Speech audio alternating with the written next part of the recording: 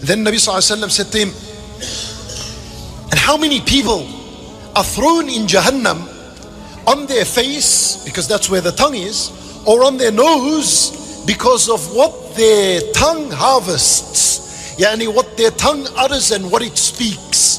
In other words, the Nabi sallallahu alayhi wasallam concludes the hadith by teaching him that this tongue of yours is going to govern every action you do. All this worship is good, but it's all unfortunately on the side if this is not controlled. And this is very true. Then the Nabi sallallahu alayhi wasallam in another hadith, he was once approached by certain companions, a few companions, and they said to him, Ya Rasulullah, inna fulana tuzkaru bi kathrati salatiha wa sadaqatiha wa siyamiha. They came to Rasulullah sallallahu alayhi wasallam and they said to him, Ya Rasulullah, there's a woman in the neighborhood. She is known for a lot of salat and a lot of fasting and a lot of sadaqah. Yani her worship, mashallah, 100%. غير أنها تؤذي جيرانها بلسانها. But she's got one thing. She harms her neighbor with her tongue. Not with her hands, let alone with her, just with her tongue. Maybe she curses them. She says something bad that hurts them. تؤذي جيرانها بلسانها. For they're asking Rasulullah sallallahu alaihi wasallam, what's the go with this lady? What's the judgment on this lady? For Nabi sallallahu alayhi wasallam, he said, هي في النار. She's in the fire. Well, she had worship. What was the problem? The problem was her tongue.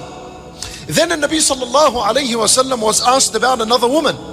إن فلانة, he said, فإن فلانة يذكر من قلة صيامها وصدقتها وصلاتها. They came to Rasulullah sallallahu alayhi wasallam and they said, Ya Rasulullah, there's another woman in the neighborhood. She is not known for a lot of salat, for a lot of fasting, for a lot of sadaqah. She's not known. Actually, they even mentioned what she gives of a sadaqah. She gives like a dry yogurt, something small of dry yogurt. She gives it fi sabilillah. She's not known for any massive worship, yani obligations, and that's it. غير أنها لا تؤذي جيرانها بلسانها. But she doesn't harm her neighbor with her tongue. For Nabi sallallahu alayhi wasallam, upon giving the ruling on this woman, he said, Hiya fil Jannah. She's in the paradise. Khalas, it's good.